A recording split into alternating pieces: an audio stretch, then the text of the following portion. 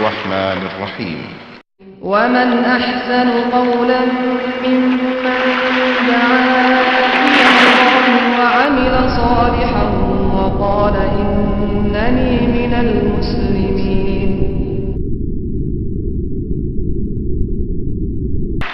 وہ جس کے بارے میں اللہ نے فرمایا یوم لا ينفع مال، ایسا مال جو حرام سے کمایا گیا، ایسا مال جو حرام راستوں پر خرچ کیا گیا، کل قیامت کی بندی ہے کہیں اور کہیں ذاتیں ہیں، کیا زمانے میں پنپنے کی یہی باتیں ہیں؟ یوں تو سید بھی ہو پیارے حبیب سے بڑھ کر کوئی عبادت گزار، پرہیزگار، اللہ کو جاننے پہچاننے والا نہیں ہو سکتا.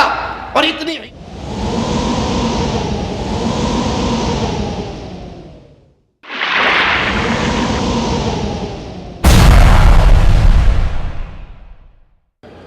السلام علیکم ورحمۃ اللہ وبرکاتہ. ان الحمد للہ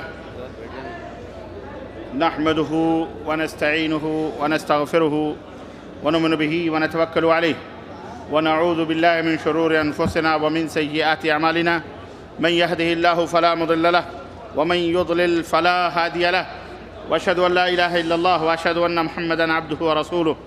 اما بعد فان خير الحديث كتاب الله وخير الهدي هدي محمد صلى الله عليه وسلم وشر الأمور محدثاتها وكل محدثة بدعة وكل بدعة ضلالة وكل ضلالة في النار. قال الله تبارك وتعالى في كلامه المجيد أعوذ بالله السميع العليم من الشيطان الرجيم بسم الله الرحمن الرحيم يا أيها الذين آمنوا اتقوا الله حق تقاته ولا تموتن إلا وأنتم مسلمون واعتصموا بحبل الله جميعا ولا تفرقوا يا أيها الناس اتقوا ربكم الذي خلقكم من نفس واحدة وخلق منها زوجها وبث منهما رجالا كثيرا ونساء واتقوا الله الذي تساءلون به والأرحام إن الله كان عليكم رقيبا. يا أيها الذين آمنوا اتقوا الله وقولوا قولا سديدا يصلح لكم أعمالكم ويغفر لكم ذنوبكم ومن يطع الله ورسوله فقد فاز فوزا عظيما. اللهم صل على محمد وعلى آل محمد كما صليت على إبراهيم وعلى آل إبراهيم إنك حميد مجيد. اللهم بارك على محمد وعلى آل محمد كما باركت على إبراهيم وعلى آل إبراهيم إنك حميد مجيد.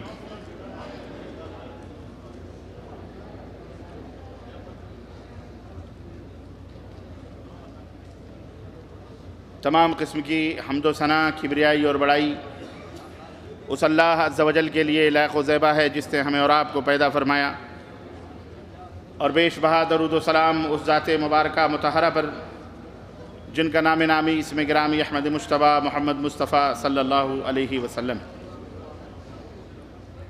معزز محترم علماء کرام، سامعین عظام، نوجوان دوستوں، بزرگوں اور بھائیوں، آج بتاریخ 16 ربیع الثانی جمادی الثانی 1434 مطابق 26 اپریل سن 2013 عیسوی کے اس عظیم الشان اجلاس میں جو المکتب التعاونی للدعوت والارشاد وتوعیہ الجالیات عنق منطقہ شرقیہ کے زیر اہتمام اس جامع مسجد میں منعقد ہوا ہے، اس اجلاس میں جس موضوع پر میں آپ حضرات کی خدمت میں کچھ گزارشات لے کر کے حاضر ہوا ہوں، وہ موضوع ہے توحید کے اثرات انسانی زندگی پر، فرد اور معاشرے پر، سوسائٹی پر توحید کے اثرات. اللہ عز و جل سے دعا ہے کہ اللہ تبارک و تعالی ہمیں کہنے اور سننے سے زیادہ عمل کی توفیق عطا فرمائے، اور ہمارے قلوب و اذہان میں توحید کی شمعوں کو مزید روشن فرمائے، اور ہمارے سینوں کو توحید کی دولت سے مالا مال فرمائے. آمین یا رب العالمین. دوستوں اور بھائیوں، مسلسل جمعے کے بعد سے یہ پروگرام آپ حضرات نہایت ہی صبر اور تحمل کے ساتھ سماعت فرما رہے ہیں، اور الحمدللہ 2 باوقار پرمغز تقریریں آپ حضرات نے اپنے مشائخ سے سماعت فرمائیں. اللہ عز و جل سے دعا ہے کہ اللہ تبارک و تعالی ان مشائخ کے میزان حسنات میں اس تقریر کو رکھے اور ہم سب کو کہنے اور سننے سے زیادہ عمل کی توفیق عطا فرمائے. آمین یا رب العالمین۔ مغرب تک بندے ناچیز آپ حضرات کی خدمت میں حاضر ہے۔ تقریباً 1 گھنٹہ یا سوا گھنٹہ جو مجھے موقع ملا ہے، انشاءاللہ تبارک تعالیٰ میں اس مختصر سے وقت میں اپنے اس موضوع کی تشریح اور اس کی توضیح کرنے کی کوشش کروں گا۔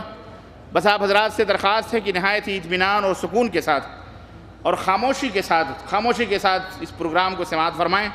جہاں تک آپ نے اتنا برداشت کیا ہے تو تھوڑا سا اور برداشت کر لیں۔ اللہ تبارک و تعالیٰ ہمیں صبر اور سکون کی توفیق عطا فرمائے۔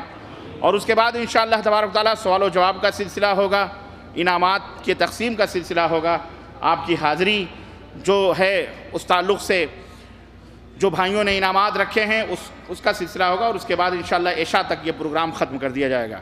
اللہ عز و جل ہم سب کو کہنے اور سننے زیادہ عمل کی توفیق عطا فرمائے۔ موضوع بڑا اہم ہے، اور اتنا اہم موضوع ہے یہ کہ اس کی اہمیت کا اندازہ اس بات سے لگائیں کہ اللہ تبارک و تعالیٰ نے ساری کائنات کی تخلیق ہی اسی موضوع کے لیے کی۔ اللہ عز و جل نے پوری دنیا کو بنایا ہی اسی موضوع کو نافذ کرنے کے لیے، اسی موضوع کی وضاحت اور اسی موضوع کی تشریح کے لیے اللہ رب العزت نے اس کائنات کو پیدا فرمایا۔ بلکہ یوں سمجھیے کہ دنیا میں انسان کے وجود کا مقصد اور اس کا سر اور اس کی چوٹی یہی موضوع ہے جسے ہم توحید باللہ کہتے ہیں۔ اللہ عز و جل ہمیں اس کے مقام اور رتبے کو سمجھنے کی توفیق عطا فرمائے۔ میرے عزیزو، توحید قبل اس کے کہ میں اس کے اثرات اور اس کے انوار اور اس کے ثمرات اور اس کے برکات کا میں ذکر کروں،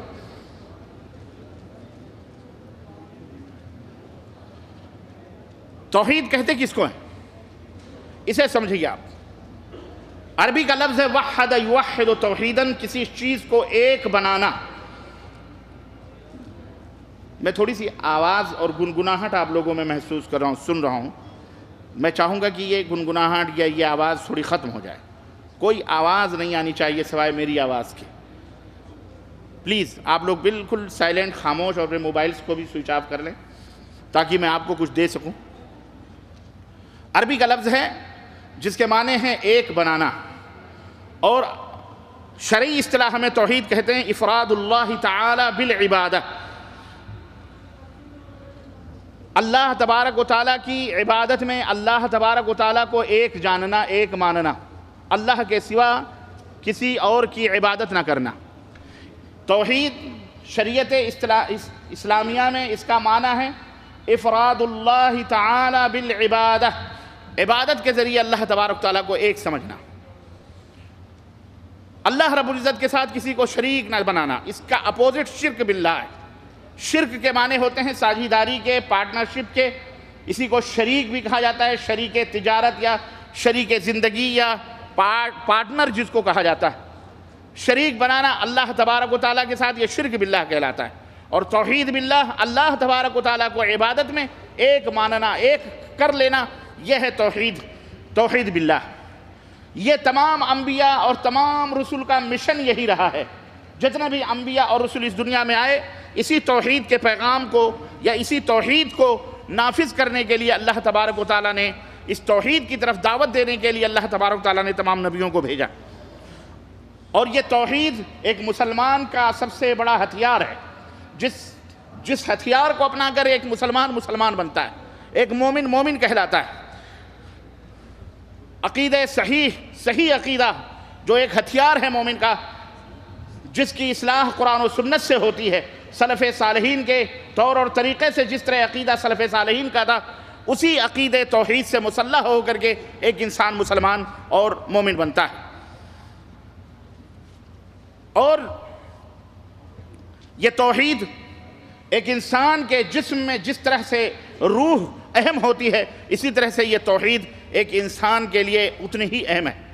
اور جس طرح سے روحانی طور پر آدمی کمزور ہوتا ہے، مضبوط ہوتا ہے، طاقتور ہوتا ہے، زندہ ہوتا ہے، مردہ ہوتا ہے، اسی طرح سے یہ توحید بھی انسان کے دلوں میں وہی کیفیت اس کی ہوتی ہے۔ کسی کی توحید کمزور ہوتی ہے، کسی کی توحید طاقتور ہوتی ہے، کوئی توحید میں بالا تر ہوتا ہے، کوئی توحید میں مضبوط ہوتا ہے، اور وہ جتنا مضبوط ہوتا ہے اس کے ثمرات اور اس کے اثرات اس کے دماغ پر، اس کے ذہن پر، اس کے کردار پر، اس کی تہذیب پر، اس کے معاشرے پر، اس کے کلچر پر اتنے ہی مضبوط ہوتے ہیں، اور انسان توحید کے اندر جتنا کمزور ہوتا ہے اتنے ہی اس کے جسم پر، اس کے کردار اور اس کے کلچر اور اس کی سوسائٹی پر اس کے اثرات مرتب ہوتے ہیں۔ شیخ الاسلام ابن تیمیہ رحمۃ اللہ علیہ نے یہ بات اپنے فتاوے کے اندر بیان فرمائی ہے کہ اسلام کی بنیاد یا اسلام کا سر یہ شہادت اللہ الہ الا اللہ، یعنی لا الہ الا اللہ کی گواہی دینا ہے، جس میں صرف ایک اللہ کی عبادت شامل ہے، اور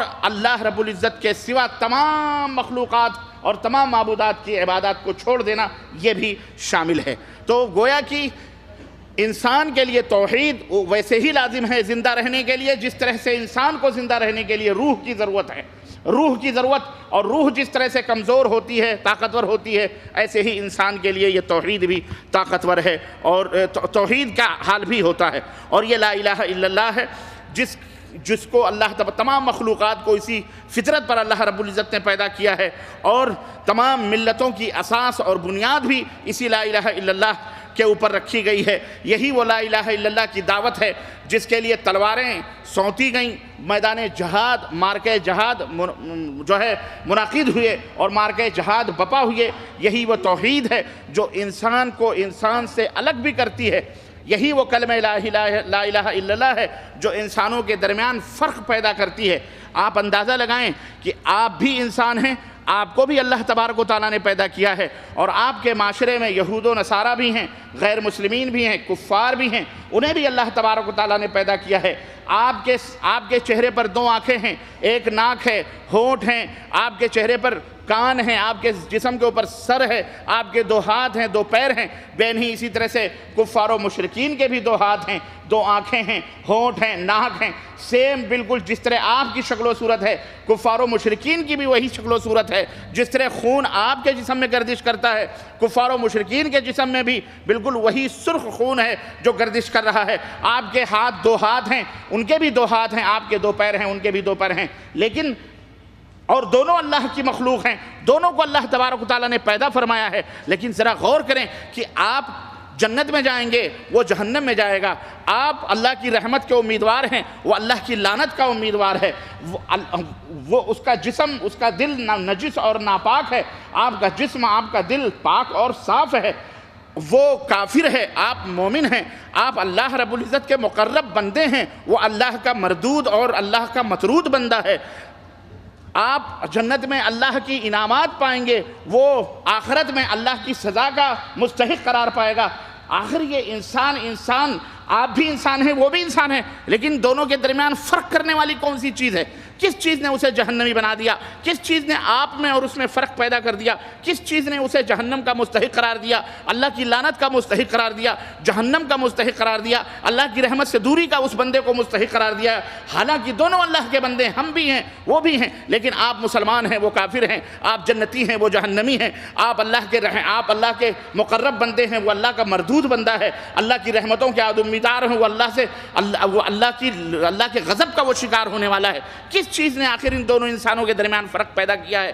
آپ کو معلوم ہونا چاہیے، وہ صرف اور صرف کیا ہے؟ وہ کلمہ توحید ہے، وہ کلمہ توحید ہے جس نے انسان کے اندر فرق پیدا کیا ہے، اور یہی وہ کلمہ توحید ہے جو انسان کو دنیا اور آخرت کے اندر فلاح و کامرانی سے ہمکنار کرنے والی ہے۔ یہی وہ توحید ہے جو عذاب قبر سے نجات دینے والی ہے۔ یہی وہ توحید ہے جو انسان کو اللہ کے عذاب سے بچانے والی ہے۔ یہی وہ توحید ہے جو اللہ کی رحمتوں کی برکھا برسانے والی ہے۔ یہی وہ توحید ہے جو جنت کی کنجی ہے، یہی وہ توحید ہے لا الہ الا اللہ جس کے ذریعے سے جنت کا دروازہ کھولا جائے گا، اور یہی وہ توحید ہے جس سے کہ ایک انسان مومن ہوتا ہے اور ایک انسان کافر، اس کو نہ ماننے والا کافر ہوتا ہے۔ تو غرض کہنے کا مطلب یہ ہے میرے عزیزوں، میرے دوستوں اور بھائیوں، کہ اس کا رتبہ اور اس کا مقام اتنا عظیم ہے توحید کا۔ اس سے آپ اندازہ لگا سکتے ہیں کہ اللہ تبارک و تعالیٰ نے اس کائنات میں ہمیں جو پیدا کیا ہے اسی توحید کو بپا کرنے کے لیے، وَمَا خَلَقْتُ الْجِنَّ وَالْإِنسَ إِلَّا لِيَعْبُدُونَ، رب نے فرمایا ہم نے انسانوں اور جناتوں کو صرف اپنی عبادت کے لیے پیدا فرمایا ہے۔ اس سے توحید کی اہمیت کا پتہ لگتا ہے۔ خیر، اب ہم اور آگے بڑھتے ہیں۔ توحید کے اثرات انسانی زندگی پر، توحید کا کیا اثر، کیا ایفیکٹ انسانی زندگی پر بنتا ہے؟ کیا اثر ہوتا ہے ایک انسان کلمہ توحید پڑھ لیتا ہے یا توحید کے سانچے میں اپنے آپ کو ڈھالتا ہے یا توحید کا کلمہ پڑھ کر خود اس کے اوپر عمل پیرا ہوتا ہے تو اس کے اوپر کیا اثرات مرتب ہوتے ہیں؟ آئیے اس کو ہم دیکھتے ہیں کہ توحید سے پہلے کیا حال ہوتا ہے اور توحید کے بعد اسی انسان کا کیا حال ہوتا ہے۔ آپ غور کریں حضرت محمد الرسول اللہ صلی اللہ علیہ وسلم کے ابتدائی ایام کو آپ دیکھیں کہ نبی کائنات صلی اللہ علیہ وسلم اس خاکدان گیتی میں مبعوث ہوئے اور آپ جس ماحول میں پیدا کیے گئے مکے کی سرزمین پر، وہاں قتل و خون غارت گری کا ماحول تھا، بازار گرم تھا، چور اچکے بدماش ہر چیز کا ماحول تھا، گویا شراب زنا بدکاریاں ان کی گھٹیوں میں پڑی ہوئی، نہ ان کا کوئی کلچر تھا، نہ ان کی کوئی ثقافت تھی، نہ ان کی کوئی تہذیب تھی۔ برسہ برس کے خون کے جو ہے کیا کہتے ہیں بدلے داداؤں پرداداؤں کے بدلے ان کے پوتوں پڑپوتوں سے لیے جاتے تھے۔ جنگ اور محبت اور دوستی اور دشمنی کی جو اساس اور بنیاد تھی وہ صرف کیا تھی؟ قبیلہ اور خاندان۔ قبیلے اور خاندان کے لیے جنگیں ہوتی تھی، قبیلے اور خاندان کے تعصب میں ایک دوسرے سے لڑائیاں ہوتی تھی، قبیلے اور خاندان کے فخر اور بلندی کے لیے آدمی ایک دوسرے کا خون بہاتا تھا، یہی ایک بنیاد تھی، قبیلہ اور خاندان۔ لیکن جب حضرت محمد الرسول اللہ صلی اللہ علیہ وسلم اس ماحول میں پیدا ہوئی اور آپ آئے تو آپ نے محبت اور اخوت کی جو بنیاد رکھی وہ رنگ و نسل کے اوپر نہ رکھی، وہ قبیلے اور خاندان کے اوپر نہ رکھی۔ اللہ کے رسول صلی اللہ علیہ وسلم نے ذات اور پات کے اوپر محبت اور اخوت کی بنیاد نہیں رکھی، بلکہ ہم جب تاریخ اٹھا کر کے دیکھتے ہیں تو ہمیں پتہ چلتا ہے کہ پیغمبر اسلام حضرت محمد الرسول اللہ صلی اللہ علیہ وسلم نے باہمی تعلقات اور باہمی روابط اور باہمی اخوت و محبت کی جو بنیاد رکھی وہ کلمہ توحید لا الہ الا اللہ تھی۔ یہ کلمہ تھا لا الہ الا اللہ کا، جس کلمے کے سلک میں اور جس کے دھاگے میں یہ پروئے کلمہ پڑھا انہوں نے اور اس دھاگے کے اندر جڑے تو اللہ تبارک و تعالیٰ نے انہیں وہ رفعت اور بلندیاں اور وہ مقام عطا فرمائی کہ آسمان سے رضی اللہ عنہم ورضوا عنہ کی خوشخبریاں اللہ تعالیٰ نے انہیں عطا فرمائی۔ وہ صحابہ کے القاب سے ملقب کیے گئے اور وہ تہذیب اور وہ تمدن انہوں نے سیکھا، اور جب وہ اللہ کے رسول صلی اللہ علیہ وسلم کے اوپر ایمان لائے تو قبائلی جو جنگیں تھیں وہ ختم ہوئیں، خون اور قتل و غارت گری کا وہ سلسلہ بند ہوا، زناکاری اور بدکاری کے سارے اڈے بند ہوئے، اور الحمدللہ ان کی جو بنیاد اور آپسی محبت کی اور جو وہ رکھی گئی بنیاد رکھی گئی کلمہ لا الہ الا اللہ محمد الرسول اللہ، تو ہم نے دیکھا کہ اللہ اکبر جہاں پر فرد اس کلمے سے متاثر ہوا، انفرادی طور پر لوگوں کے کردار کے اندر تبدیلی پیدا ہوئی، وہیں ایک معاشرہ اور ایک سوسائٹی بھی عجیب و غریب اور ایک نئی سوسائٹی اور نیا معاشرہ عالم وجود میں آیا، اور ہم نے دیکھا کہ انفرادی طور پر لوگوں نے یہ کلمہ پڑھ کر کے اللہ کے رسول کے تابعدار بن کر انفرادی طور پر ان کے اندر تبدیلی پیدا ہوئی، تو وہی فرد اکٹھا ہوئے تو اجتماعی طور پر بھی ان کے اندر بہت سارے اثرات پیدا ہوئے۔ تو یہ توحید اس نے انسان کو سب سے پہلی چیز جو پہلا درس جو دیا اور نبی کریم صلی اللہ علیہ وسلم نے سب سے پہلی بات جو بتائی وہ یہ تھی کہ اے لوگو، اللہ کے بندے، اللہ کے غلام بنو۔ انسان کا غلام نہیں ہوتا، انسان کا غلام نہیں ہوتا۔ چنانچہ صحابہ کرام جہاں کہیں بھی یہ پیغام لا الہ الا اللہ لے کے گئے، ان کا منشا اور ان کا مشن یہ تھا، اور وہ یہ کہا کرتے تھے کہ ہم اس لیے آئے ہیں تاکہ اللہ کی مشیت سے بندوں کو بندوں کی غلامی سے نکال کر ایک اللہ وحدہ لا شریک کی غلامی میں ڈالیں۔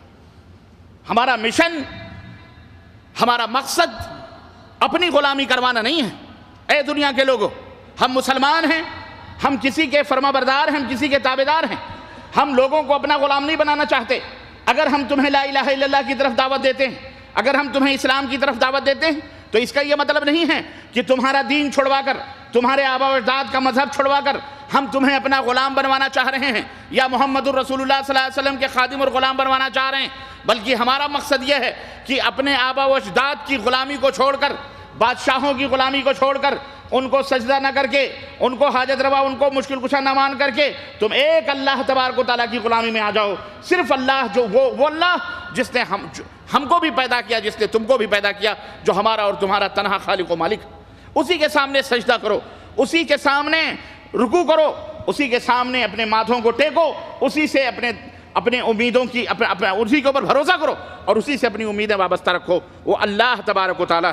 تو گویا توحید کا سب سے پہلا مشن یہ تھا کہ انسانوں کو آزاد کرانا۔ وہ انسان جو غلامیت کی زنجیروں میں جکڑا ہوا تھا، وہ انسان جو ایک دوسرے کا غلام بنا ہوا تھا، وہ انسان جو ایک دوسرے کو سجدہ کرتا تھا، وہ انسان جو اللہ کو چھوڑ کر غیر اللہ کے سامنے اپنے سروں کو جھکایا کرتا تھا، اللہ نے اس اسلام کے ذریعے سے، حضرت محمد الرسول اللہ صلی اللہ علیہ وسلم کے ذریعے سے انسان کو انسان کی غلامی سے آزاد کرایا۔ تو فرد کے اوپر سب سے پہلا اس کا اثر یہ ہوا کہ جس نے بھی یہ کلمہ پڑھا وہ اللہ کا ڈائریکٹ غلام بن گیا، اللہ کے سامنے سجدہ کرنے والا ہو گیا، اس کے دل میں اللہ کا خوف اور اللہ کا ڈر جاگزی ہوا، بندوں کا خوف، بندوں کا ڈر اس کے دل کے اندر ہے۔ دوسرا فائدہ فرد کا اثر یہ ہوا کہ دل پاک و صاف ہو گئے۔ وہ دل جو بغض و حسد کا مرکز تھے، وہ دل جو غیر اللہ کی عبادت و پرستی سے نجس اور ناپاک ہو چکے تھے، وہ دل جو پتوں کے کھڑکنے کے اوپر بھی لرز جایا کرتا تھا، وہ دل جو ہر کسی کے سامنے اتنا کمزور کہ پیڑ اور پودوں کے سامنے بھی جھک جایا کرتا تھا، وہ دل جو ایک دوسرے کے مورتی اور پتھروں سے لرز کر اس کے سامنے بھی سجدہ ریز ہو جایا کرتا تھا، وہ دل جو ہر ایک سے خوف زدہ رہتا تھا۔ اسلام جب آیا تو اس کلمہ توحید کی وجہ سے دل پاک و صاف ہو گئے۔ اب اس کے اندر اللہ وحدہ لا شریک کا خوف، اللہ عز و جل کی خشیت، اللہ تبارک و تعالیٰ کا ڈر اس قدر ہو گیا کہ رات کی تنہائیاں ہوں یا دن کے اجالے ہوں، اگر کوئی جرم ہوتا تھا، کوئی خطا ہوتی تھی، کوئی غلطی ہوتی تھی اور کوئی بھی نہیں دیکھ رہا ہوتا تھا، پھر بھی دل کے اندر یہ عقیدہ، مضمر عقیدہ بیدار ہو جاتا تھا، ضمیر چیخ اٹھتا تھا اور یہ کہا کرتا تھا اگرچہ کوئی نہیں دیکھ رہا ہے لیکن عرش کے اوپر مستوی تمہارا رب تمہیں مسلسل دیکھ رہا ہے، تمہیں مسلسل تمہاری نگرانی کے اندر لگا ہوا ہے، وہ اللہ تم کو دیکھ رہا ہے، دنیا کی نگاہوں سے تم چھپے ہوئے ضرور ہو لیکن پاک پروردگار تمہیں دیکھ رہا ہے۔ اب اس کی جب یاد آتی تھی دل اتنا پاک و صاف ہو جاتا تھا، اللہ اکبر، کہ ذرا سی غلطیاں اور خطائیں بھی نبی کائنات صلی اللہ علیہ وسلم کی خدمت میں آ کر کے وہ اقرار کرتے تھے، اعتراف کرتے تھے کہ ہم سے یہ غلطی ہوئی، ہم سے یہ خطا ہوئی۔ تو اس طرح سے میرے عزیزو توحید کی یہ برکت اور توحید کا اثر یہ ہوتا تھا کہ انفرادی طور پر بھی لوگوں کے قلوب مجلہ اور مصفہ ہو گئے، شرک اور کفر کی آلودگیاں اور جو گندگیاں تھیں اس سے دل پاک و صاف ہو گئے اور اس کی جگہ پر نور توحید کا نور اور توحید کی روشنی نے اس کے اندر گھر کر لیا۔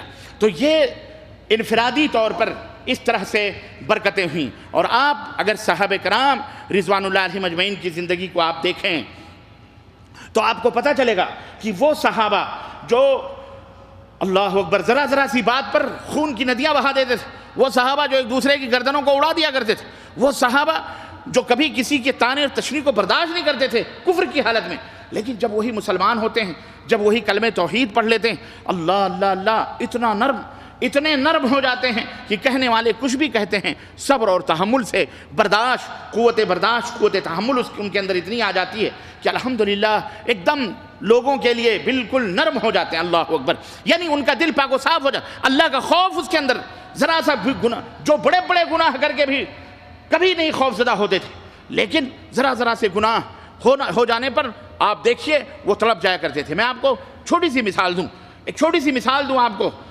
اور بات سن کر کے تم نے اپنے اوپر مسلط کر لیا ہوگا، دوسری طرف آئے انہوں نے کہا اللہ کے نبی نہیں ایسی بات نہیں ہے، میں ہوش و حواس ہوں۔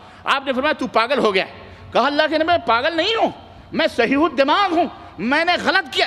آپ دیکھیں رحمت للعالمین، اللہ کے نبی جانتے تھے جان لینا اتنا آسان نہیں ہے کسی کا، پتھروں کا میرے عزیزو تصور سوچنا بڑا آسان ہے، لیکن اپنے جسم کے اوپر پتھر کھانا یہ کوئی معمولی چیز نہیں ہے۔ یہ ان سے پوچھے جنہوں نے، اور ان سے کیا پوچھے، وہ تو اللہ کو پیارے ہوئے۔ میں آپ کو بتاؤں کہ حضرت معاذ اسلمی رضی اللہ تعالیٰ عنہ کہتے ہیں اللہ کے نبی میں نے یہ کام کیا ہے، صحابہ کرام کو بلایا گیا، اللہ کے نبی نے فرمایا کہ اس نے شراب پی ہے، اس کو لے جاؤ، اس کا منہ دیکھو، شراب تو نہیں پیے، پتہ لگا۔ صحابہ کرام نے جا کر کے ان کے منہ کو سونگھا اور آئے، انہوں نے کہا اللہ کے نبی نہیں، شراب وغیرہ تو اس شخص نے نہیں پی۔ کہا بھی یہ پاگل ہوگا، جاؤ تحقیق کرو اس کے محلے میں، یہ صحیح دماغ کا نہیں ہو، لے جاؤ اس کو۔ گئے کچھ دنوں کے بعد پھر تحقیقات کے بعد اللہ کے نبی صلی اللہ علیہ وسلم کو آ کے خبر دی گئی کہ نہیں یہ پاگل نہیں ہے، یہ صحیح دماغ ہے۔ اللہ کے نبی نے جب انہوں نے کئی دفعہ اعتراف کیا تب آپ نے صحابہ کو حکم دیا کہ جاؤ ان کو پتھروں سے سنگسار کر دو، مار دو۔ اللہ اکبر، لے جایا گیا میدان میں مدینے کے باہر، صحابہ کرام کا جم گھٹا، سبوں نے پتھر اٹھائے، اللہ کے خوف سے وہ تنے تنہا کھڑے، اس چاروں طرف اس بھیڑ میں کھڑے ہوئے اللہ کے خوف سے، اور جب پتھر مارنا شروع کیا صحابہ نے، اللہ اکبر، انہوں نے اپنے ہاتھوں سے اپنے چہرے کو، اپنے سر، آدمی اپنے چہرے سر کو بچاتا ہے، اور بتاتے ہیں واقعات میں آتا ہے کہ اتنے پتھر لگے کہ جب پریشان ہو گئے اور پتھر کی وہ مار اور وہ ضرب اور وہ شدت نہ برداشت کر سکے تو وہ حلقہ توڑ کر کے حضرت معاذ اسلمی بھاگ گئے، حلقہ توڑ کر کے سرپٹ انہوں نے مخالف سمت بھاگنا شروع کیا، صحابہ نے ان کا پیچھا کیا اور پیچھا کر کے اور کسی طرح سے ان کو مطلب پتھروں سے مار کر کے ان کو ہلاک کر دیا۔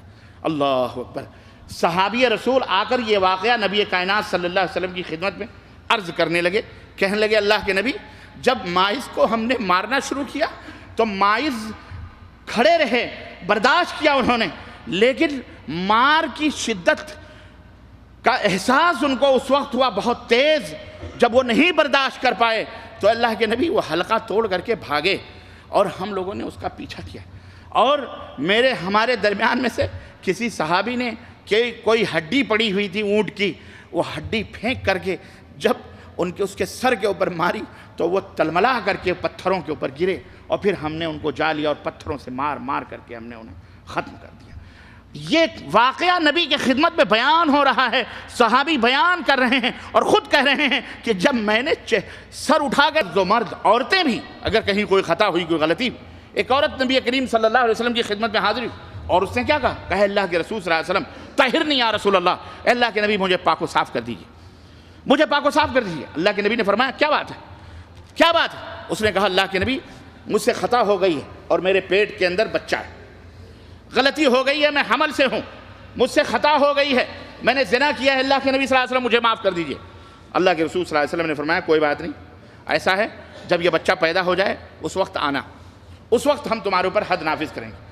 اللہ اکبر، وہ عورت چلی گئی، کچھ دنوں کے بعد بچہ پیدا ہوا، پھر بے قراری بڑھی، بے چینی بڑھی، اللہ اکبر، وہ عورت پھر نبی کریم صلی اللہ علیہ وسلم کی خدمت میں حاضر ہوئی، اللہ کے نبی صلی اللہ علیہ وسلم یہ بچہ پیدا ہو چکا ہے، اب مجھے پاک صاف کر دیجیے۔ پاک صاف کرنے کا مطلب کیا ہوتا تھا؟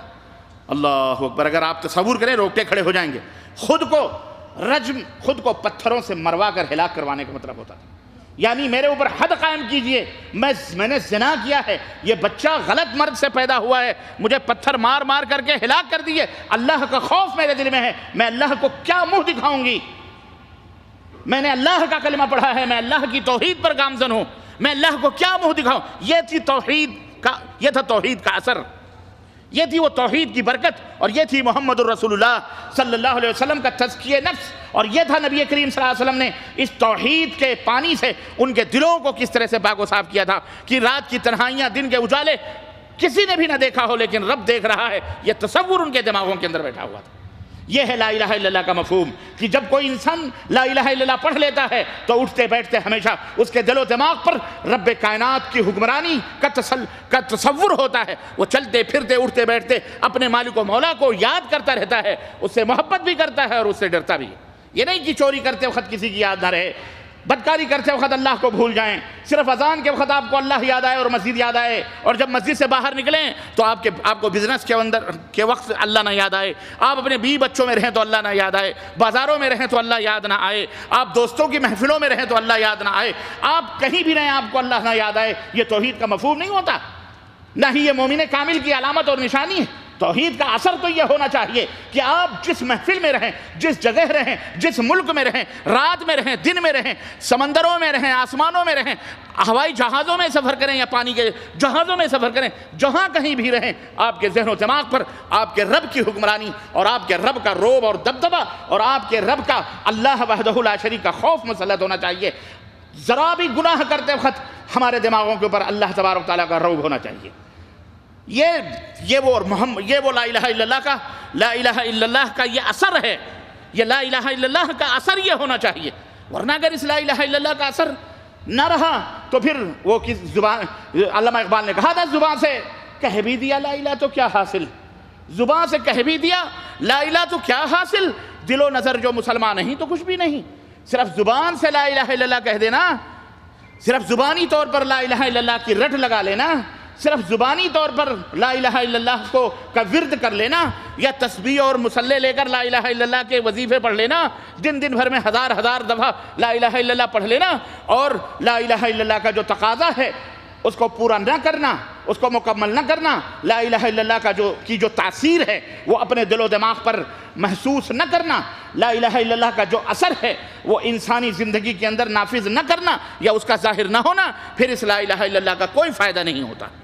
اس لیے میرے مسلمان بھائیوں، اگر لا الہ الا اللہ کہتے ہو تو علامہ اقبال نے ایک بات یہ بھی کہی تھی کہ چگویم من مسلمانم بلرزم کہ دانم مشکلات لا الہ را، اگر میں اپنی زبان سے کہتا ہوں کہ میں مسلمان ہوں تو میرا جسم لرز جاتا ہے، میں کانپ جاتا ہوں، کیوں؟ اس لیے کہ لا الہ الا اللہ کی مشکلات کا مجھے اچھی طرح سے پتہ ہے۔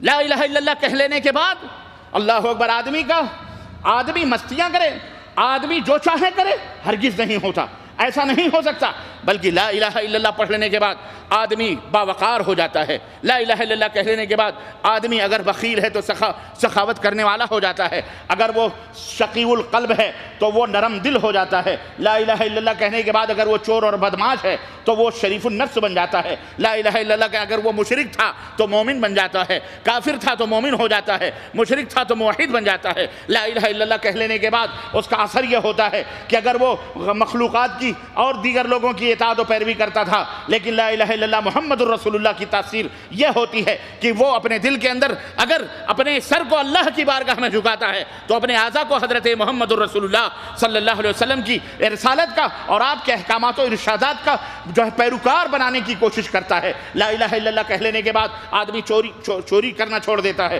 لا الہ الا اللہ کہنے زناکاری کرنا چھوڑ دیتا ہے، بدکاری کرنا چھوڑ دیتا ہے، غیبت چغلی کرنا چھوڑ دیتا ہے۔ لا الہ الا اللہ کا اثر یہ ہوتا ہے کہ انسان سے محبت کرنے لگتا ہے۔ لا الہ الا اللہ کا اثر یہ ہوتا ہے کہ آدمی لا الہ الا اللہ پڑھنے والے سے دوستی کرتا ہے، لا الہ الا اللہ پڑھنے والے سے محبت کرتا ہے۔ لا الہ الا اللہ کا اثر یہ ہوتا ہے کہ ہر کلمہ گو مسلمان سے وہ اپنی محبتوں کا اظہار کرتا ہے۔ لا الہ الا اللہ کہنے کا مطلب یہ ہوتا ہے کہ آدمی باہمی طور پر اخوت و محبت کا پیکر بن جاتا ہے، باہمی طور پر اونچ نیچ ختم ہو جاتے ہیں، ذات پات مٹ جاتے ہیں، کوئی ذات پات نہیں، مسلمان کی صرف ایک ذات ہے اور وہ ہے حضرت محمد الرسول اللہ صلی اللہ علیہ وسلم کے اوپر ایمان لانا۔ یہی ایک مسلمان کی شناخت ہے، یہی ایک مسلمان کی پہچان ہے۔ نہ ان کے اندر ذات ہوتی ہے، نہ ان کے اندر پات ہوتی ہے، نہ ان کے اندر آپس میں کوئی اونچ اور نیچ ہوتا ہے، بلکہ ان کے ہاں اونچ اور نیچ کا معیار ہوتا ہے اللہ سے جو سب سے زیادہ ڈرنے والا ہے وہی اللہ کے ہاں سب سے زیادہ شریف ہے اور وہی مہذب ہے، وہی مکرم ہے، وہی محترم ہے۔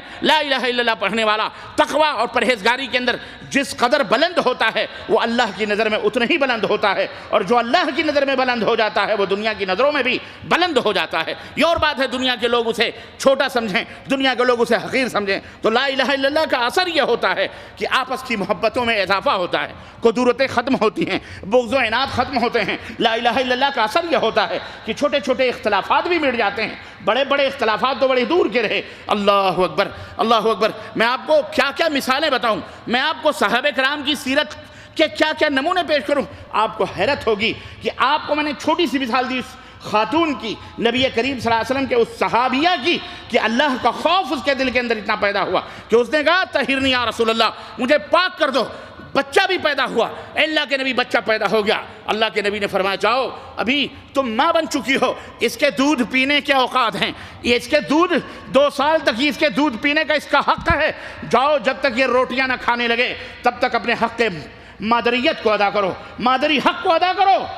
تم نے غلطی کرنی ہے، اس بچے نے غلطی نہیں کری ہے۔ رحمت للعالمین نے پھر اس خاتون کو واپس کیا، وہ عورت گئی، اللہ اکبر، لیکن اللہ کا خوف اتنا ڈر دل کے اندر اتنا بسا ہوا تھا، اور اللہ کی نافرمانی کا جو اس کے اوپر خوف تھا اس قدر طاری تھا کہ 4 مہینے میں اس ننھے منھے بچے کو اس نے روٹی کھانا سکھا دیا۔ وہ بچہ روٹی کھانا شروع کیا، وہ ماں 4 مہینے کے بچے کو اپنی گود میں لے کر اس کے ہاتھ میں روٹی کا ٹکڑا لے کر اللہ کے حبیب حضرت محمد الرسول اللہ صلی اللہ علیہ وسلم کی خدمت میں حاضر ہوئی اور کہا اللہ کے نبی طہرنی، مجھے پاک و صاف کر دیجئے، اب یہ بچہ روٹی کھانے لگا ہے اور اس کا ثبوت یہ ہے کہ اس کے ہاتھ میں روٹی کا ٹکڑا ہے، میں نے اسے روٹی کھلانے کی، زندہ رہنے کی ایک آسرا میں نے اس کا لگا دیا ایک سہارا یہ روٹی کھانے لگا ہے۔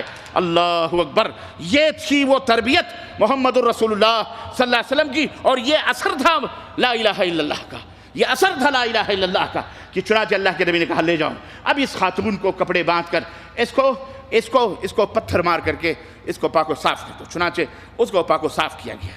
آپ ایک اور مثال میں آپ کو دوں، ایک صحابی رسول اللہ کے نبی صلی اللہ علیہ وسلم کی خدمت میں حاضر ہوئے، اور معروف صحابی ہیں حضرت ابو معیذ اسلمی رضی اللہ تعالیٰ عنہ۔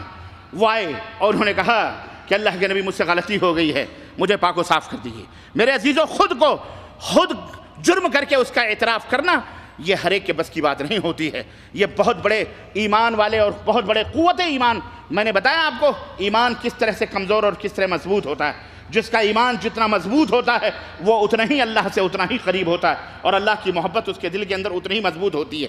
حضرت معیذ اسلمی رضی اللہ تعالیٰ عنہ نبی کائنات صلی اللہ علیہ وسلم کی خدمت میں حاضر ہوئے۔ انہوں نے کہا اللہ کے نبی میں نے غلطی کری۔ آپ نے چہرہ پھیر لیا، دوسری طرف کر لیا۔ وہ دوسری طرف آئے، انہوں نے کہا اللہ کے نبی مجھے پاک کر دیجئے، میں نے غلط کام کیا ہے۔ آپ نے پھر چہرہ دائیں طرف کر لیا، دائیں طرف آ کر کے کھڑے ہوئے۔ آپ صلی اللہ علیہ وسلم نے فرمایا تم نے کوئی خواب دیکھا ہوگا، تم نے غلطی نہیں کری ہے۔ انہوں نے کہا اللہ کے نبی میں نے خواب نہیں دیکھا، میں سچ کہہ رہا ہوں کہ مجھ سے غلطی ہوئی ہے۔ آپ صلی اللہ علیہ وسلم نے فرمایا جاؤ تم نے کسی کی کوئی صلی اللہ علیہ وسلم کی پھپھیری بہن حبشی غلام، پھپھیری بہن یہ ایک غلام سے بیاہی ہوئی تھی۔ ایک کس سے بیاہی ہوئی تھی؟ یہ غلام سے۔ آج تو آپ غلام ہیں، اللہ نے آپ کو دولت دے دی، مالدار بن گئے تو حسب نسب بھی بدل ڈالتے ہیں لوگ، خاندان بھی بدل ڈالتے ہیں، حسب نسب بھی بدل ڈالتے ہیں۔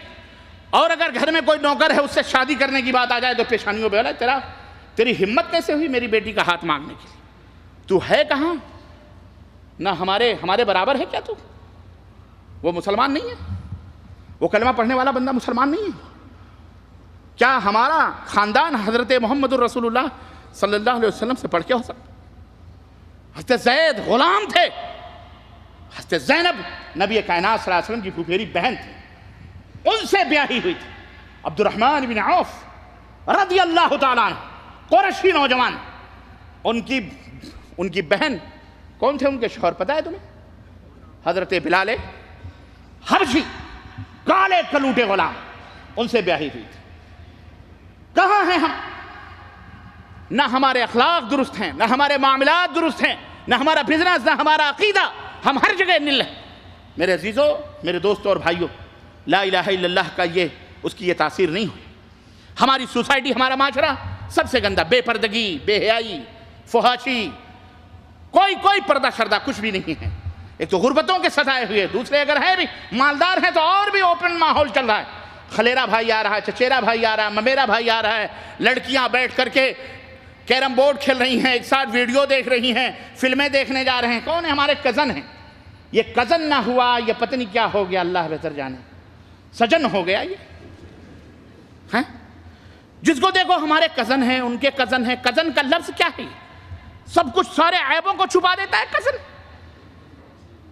بے پردہ بیٹھے ہوئے ہیں، پینٹ شرٹ ان کیے ہوئے، ٹانگیں چیرے ہوئے، بیٹیاں بھی بیٹھی ہیں، بہن بھی بیٹھے ہیں۔ حیا بھی نہیں آتی، شرم بھی نہیں آتی کہ تیرے شرمگاہ اگر پینٹوں سے چھپے ہوئے ہیں لیکن مقامات تو ابھرے ہوئے نظر آ رہے ہیں۔ ہم کہاں ہیں؟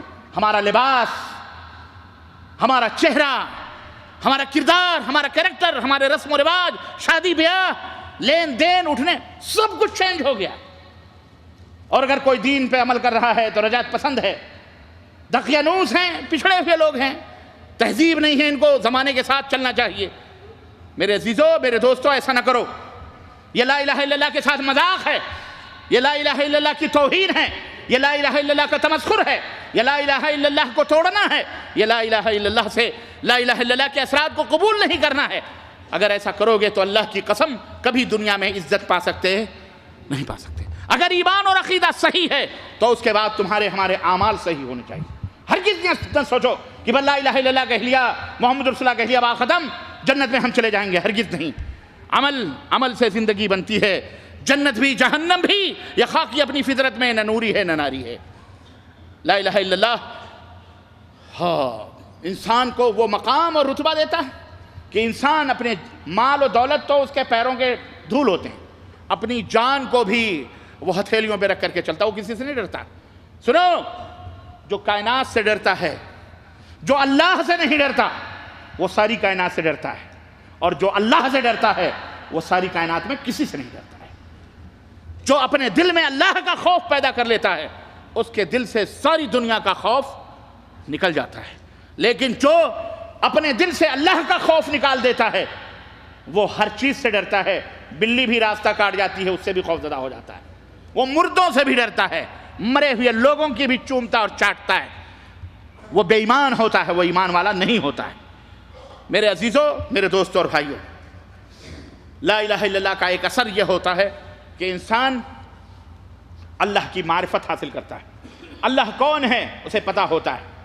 اللہ جب وہ یہ قرآن پڑھتا ہے اور اس کو پتہ چلتا ہے اللہ رب السمیع بصیر ہے، دیکھنے والا، سننے والا ہے، تو رات کی تنہائیاں ہوں یا دن کے اجالے ہوں، ہر جگہ وہ اللہ کا مراقبہ اپنے دماغوں میں رکھتا ہے کہ اللہ ہمیں دیکھ رہا ہے۔ لا الہ الا اللہ کا اثر یہ ہوتا ہے کہ پھر جرم کرتے وقت اس کے ہاتھ یا اس کے پیر لرز جاتے ہیں، غلط سمتوں کی طرف چلتے ہوئے اس کا دل کانپ جاتا ہے کہ میرا اللہ مجھے دیکھ رہا ہے، میرا اللہ مجھے دیکھ رہا ہے۔ اللہ اکبر، میرا اللہ مجھے، رضی اللہ تعالیٰ عنہ۔ آپ کو پتہ ہے نبی کائنات صلی اللہ علیہ وسلم کی باتوں کے اوپر ان کو کتنا یقین تھا کہ جب وہ اس نبی کریم صلی اللہ علیہ وسلم کے پیچھے گئے ہجرت کے وقت، میں وہ پورا واقعہ نہیں بیان کرتا، میں ایک مثال آپ کو دے رہا ہوں کہ اور ان کے پاؤں دھنس گئے اور اللہ کے نبی صلی اللہ علیہ وسلم نے استدعا کی اور اللہ کے نبی نے دعا کی، پھر گھوڑے کے پاؤں نکلے۔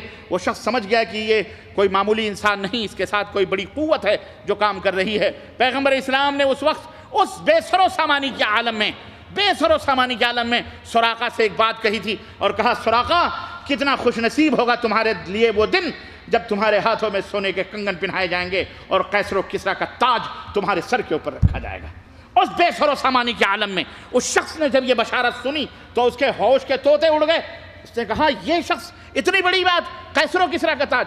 خیر وہ بات آئی گئی، حضرت عمر فاروق اعظم رضی اللہ تعالیٰ عنہ کا دور آیا، قیصر و کسریٰ فتح ہوا، یہ بیمار ہوئے، موت کی آخری گھڑیاں ہیں، رونے والے رو رہے ہیں کہ سراقہ اب تمہارے آخری ایام آئے ہیں اور تم اب اور تب کے مہمان ہو۔ لیکن سراقہ کا ایمان بول رہا تھا، سراقہ کا یقین بول رہا تھا، سراقہ کی بصیرت کہہ رہی تھی، سراقہ کا جذبہ کہہ رہا تھا، نبی کائنات کی باتوں کا یقین سراقہ کو مرنے نہیں دے رہا تھا۔ کہہ رہے تھے، سراقہ کیوں رو رہے ہو؟ ارے ہنسو، رو نہیں، ابھی سراقہ نے قیصر و کسریٰ کے کنگن نہیں پہنے ہیں، سراقہ نے ابھی سر کے اوپر تاج نہیں رکھا ہے۔ جب تک قیصر و کسریٰ کا کنگن سراقہ پہن نہیں لے گا، موت اس سے قریب نہیں آ سکتی ہے۔ اور ایک زمانہ آیا، عمر فاروق اعظم کا دور آیا اور دربار عمر میں قیصر و کسریٰ کے تاج آئے، کنگن آئے، بستر مرگ پر حضرت سراقہ ابن جوشم اور بشارت سنانے والوں نے سنائی اور کہا عمر فاروق اعظم نے، بلاؤ سراقہ کو۔ سراقہ کہاں ہیں؟ سراقہ کہاں ہیں؟ سراقہ کو لایا گیا۔ کہنے لگے، نبی نے اس ہجرت کے موقع پر بے سر و سامانی کے عالم میں تجھ سے کہا تھا کہ تو سراقہ، کیا دن اور کتنے خوش نصیب دن ہوں گے تیرے کہ تو قیصر و کسریٰ کے کنگن پہنے گا۔ یہ سونا سب کے لیے حرام ہے، لیکن آج اس قانون دا نبی نے تیرے لیے حلال کیا ہے، آج تجھے ہم سونے کا کنگن پہنائیں گے۔ سراقہ کے ہاتھوں میں کنگن پہنائے گئے، قیصر و کسریٰ کا تاج رکھا گیا۔ کہا، یہ ہے میرے نبی کا سچا فرمان، میرے نبی کا کہی ہوئی بات جھوٹی۔ یہ یقین ایک مومن کے اندر کب پیدا ہوتا ہے؟ جب وہ لا الہ الا اللہ محمد الرسول اللہ دل سے پڑھتا ہے۔ یہ نہیں کہ لا الہ الا اللہ پڑھو اللہ کا کلمہ اور مشکل کشا اور حاجت روا اللہ کے بندوں کو تسلیم کرو، یہ ایمان اور یقین کا تقاضا نہیں ہوتا کہ تم پڑھو لا الہ الا اللہ، اللہ کا کلمہ پڑھو اور سجدے جا کر کے مٹی کے توندوں اور مردوں اور کھپچیوں پہ کرو۔ یہ ایمان نہیں ہوتا، یہ بے ایمانی ہوتی ہے۔ تو محمد الرسول اللہ، محمد اللہ کے نبی کائنات کے چہرے مبارک کو دیکھا تو آپ کا چہرے مبارک آنسوؤں سے تربتر ہو چکا تھا، آنسوؤں سے چہرہ بھر چکا تھا۔ اور جب میں نے یہ کہا کہ جب وہ بھاگے تو کسی نے ہڈی پھینک کر کے ماری اور وہ تلملا کے گر گئے، تو نبی کائنات نے کہا، ہلا ترکتموہ، تم نے چھوڑ کیوں نہیں دیا اس کو تم نے جانے کیوں نہیں دیا؟ ارے مارنے کی کیا ضرورت تھی؟ اللہ جانتا ہے، وہ جانتا، اس نے ایسی توبہ کہ اللہ اسے معاف کر سکتا تھا۔ تم نے کیوں مار دیا اس کو؟ تم نے کیوں مار دیا اس کو؟ یہ توحید کا اثر ہوتا ہے کہ انسان اللہ سے، اللہ کی محبت میں یا اللہ کے احکام کے سامنے اپنے نفسانی خواہشات کو اپنے دلوں سے نکال کر کے پھینک دیتا ہے۔ انسان یا تو اپنے نفسانی خواہشات کا غلام بنے یا تو اللہ عز و جل کے احکامات کا غلام بنے۔ یہ لا الہ الا اللہ کا اثر ہونا چاہیے۔ اور آپ نے دیکھا نہیں قرآن، لا الہ الا اللہ کا اثر آج ہمارے اوپر کیا ہے؟ لا الہ الا اللہ کا اثر کوئی اثر نہیں۔ کون سی ایسی برائی اور کون سا ایسا عیب اور کون سی ایسی گندگی جو کفر اور شرک کافروں مشرکوں میں ہے اور وہ ہم میں موجود نہیں ہے، ہم مسلمانوں میں، مجھے آپ بتا سکتے ہیں؟ سب جانتے ہیں، ہم سب اس حقیقت کو جانتے ہیں۔ ہر برائی عقیدے سے لے کر، عمل سے لے کر، اخلاق سے لے کر، معاملات جو اسلام کا مرقع ہیں، ہر برائی لا الہ الا اللہ پڑھ لینے کے بعد بھی ہمارے اندر موجود ہے۔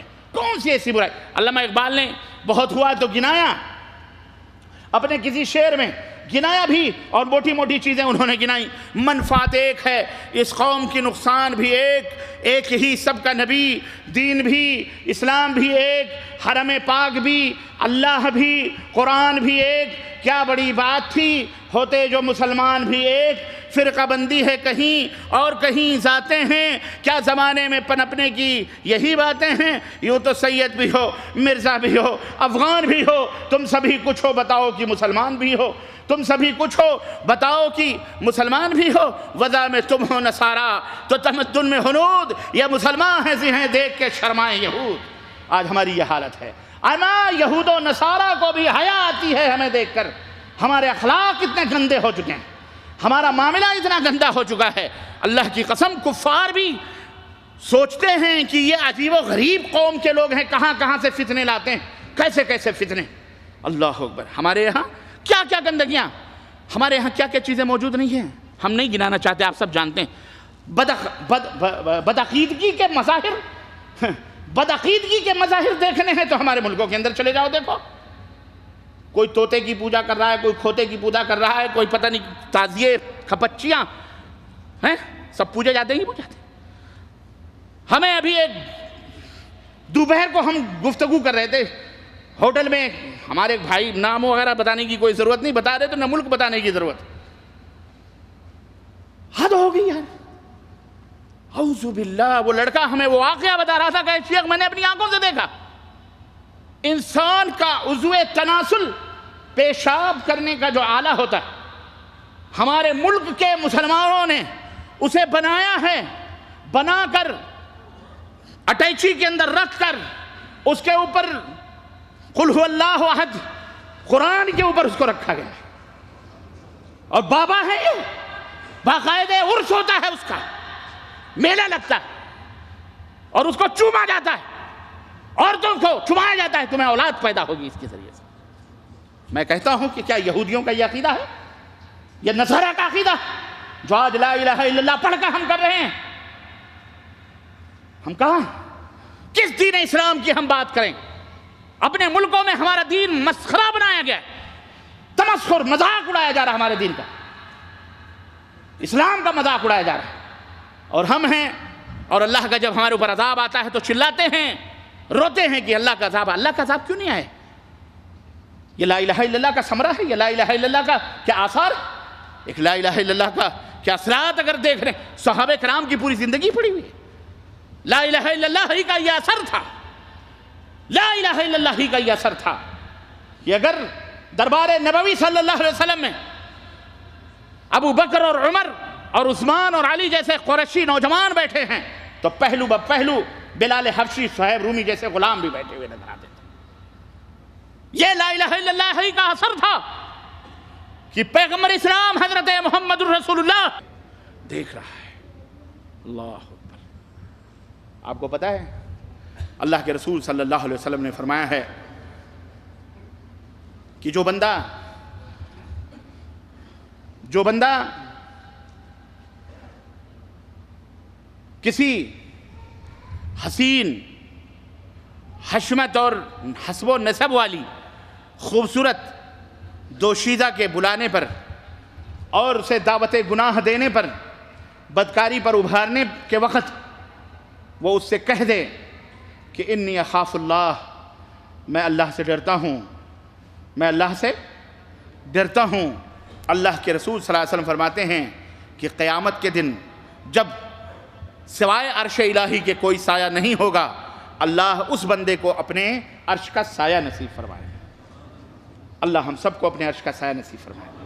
اپنے دل میں اللہ کا خوف پیدا کیجئے، حرام چیزوں سے بچیے، اور یہ کوشش کیجئے کہ اللہ کی معرفت کامل ترین طریقے سے ہمارے سینوں کے اندر ہونی چاہیے، اور جس کے دل کے اندر یہ ہوتا ہے وہ اللہ کا معزز بندہ ہوتا ہے۔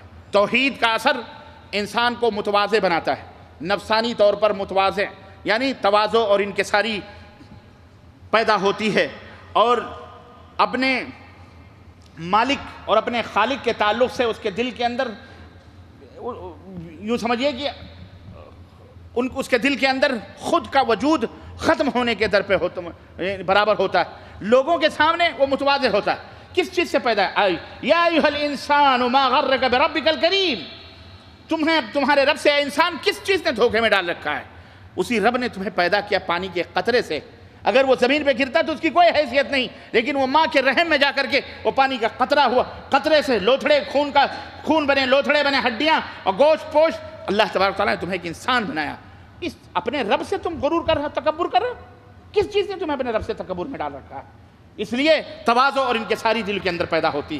تواضع انکساری کا مفہوم یہ نہیں ہے کہ بس اللہ کہتے رہو اللہ، اور اللہ کہے چلو حی علی الصلاح، آؤ نماز کی طرف، حی علی الفلاح، آؤ کامیابی کی طرف۔ اللہ کا بندہ پکارے، غرور اور گھمنڈ میں بیٹھے ہوئے ہیں، اپنے بزنس میں، اپنی دکان میں، اور اپنے اعزاء اور اقارب میں، اپنے رشتہ داروں میں، اپنے پارٹیوں میں بیٹھے ہوئے ہیں۔ اللہ کی اذان، اللہ کی صدا آتی ہے، لیکن اسے چھوڑ کر گوارا نہیں جانا۔ ایسا مومن نہیں ہوتا۔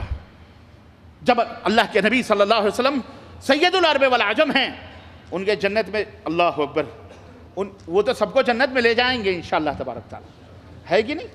اور ان کے بارے میں یہ کہنا کہ انہیں جنت، اللہ اکبر۔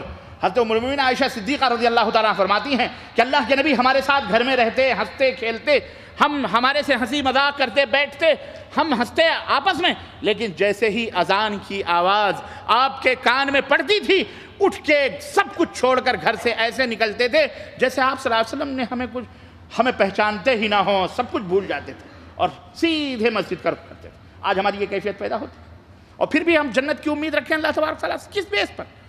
اے میرے مسلمان بھائیوں، اپنے آپ کو تبدیل کرنا پڑے گا، اپنے اندر چینجنگ پیدا کرنا پڑے گی۔ اگر ہم لا الہ الا اللہ کہتے ہیں تو ہمارے جسم کے اندر لرزاہٹ پیدا ہونی چاہیے، اللہ کے تعلق سے خوف اور خشیت پیدا ہونی چاہیے، اور تواضع اور انکساری بندوں کے تعلق سے پیدا ہونا چاہیے۔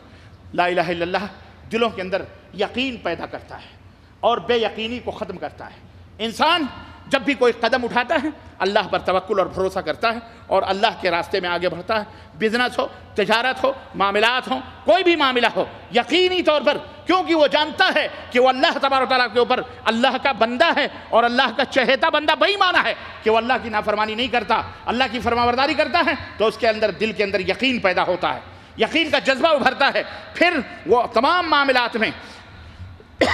معاملات میں آگے بڑھتا جاتا ہے، اور ہر وعدے کو وہ پورا بھی کرتا ہے یقینی کے ساتھ۔ کیوں؟ اس لیے کہ اس کے دل کے اندر اللہ تبارک و تعالیٰ کی عبودیت کا جذبہ موجود ہوتا ہے، اور اسی طرح سے وہ یہ عقیدہ رکھتا ہے کہ ہم اللہ کی مدد کریں گے تو اللہ ہماری مدد کرے گا، اسے یقین پیدا ہوتا ہے، کیونکہ اللہ رب العزت نے فرمایا ان تنصروا اللہ ینصرکم، اگر تم اللہ کی مدد کرو گے تو اللہ تمہاری مدد کرے گا، وَيُثَبِّتْ أَقْدَامَكُمْ، اور اللہ تمہارے کمزور قدموں کو مضبوط بھی بنائے گا۔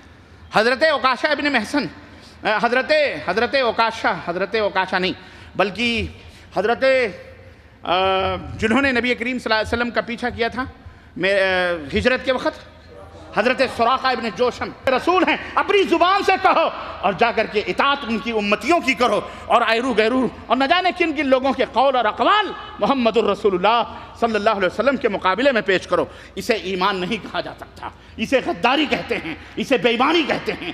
اطاعت اور اتباع، عبادت غیر اللہ کی ہو، اطاعت و اتباع غیر رسول کی ہو، یہ دونوں اسلام کے اندر حرام ہیں، یہ دونوں اسلام کے اندر کیا ہیں؟